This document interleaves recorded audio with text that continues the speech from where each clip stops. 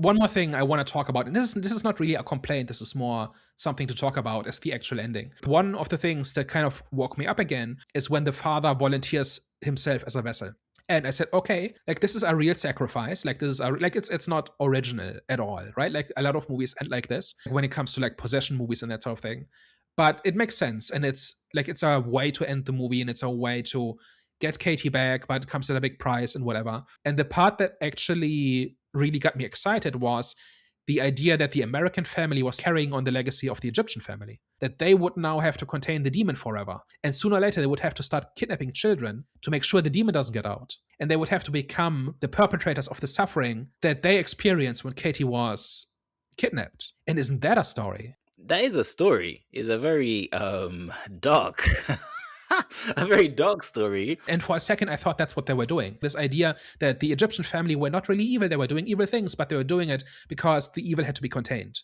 And so one person has to suffer each generation so that everybody else is safe and is free, and it's free from the demon's influence. And if the canons had been put into this position of realizing we have to do this, we have to continue this work, because as much as it sucks to be the parents whose child gets abducted, it's still for the greater good.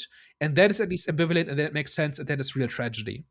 And for a second, I thought that's what they were doing. And then they fast forward to when Hayat is in the Egyptian prison for kidnapping, essentially, and they bring the possessed father into her prison cell and conduct this ritual that transfers the demon and turning her into the vessel, which is supposed to be some kind of irony about she did this to other people and now she suffers this fate. The last shot of the movie is them closing the prison door, and we hear the incantation that transfers the demon into Hayat. That's the end of it. We are not told what the solution is. We are not shown that there is a sustainable solution or that they even have a plan beyond, at least now we don't have to suffer anymore, but somebody else will suffer for us. It's not supposed to be a happy, feel-good ending. This is not supposed to be the end.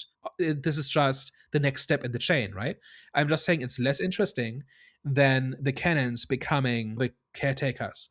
And one day Katie will have to kidnap a child and transfer the demon into that child. And then her child will have to do it again 60 years later, and so on, right? That would have been a real tragedy. And I think if that had been the ending, I would have clapped and I would have said, this is a cool story. A little bit flawed here and there, but like the ending makes it work. And I think it's a cop out. I think it's I honestly I think it makes the story worse on every level. It's a shame, because mostly because I got so excited about they're actually going to do something nuanced and tragic. That's real horror. Having to become the perpetrator of the evil that you experienced, that is real horror.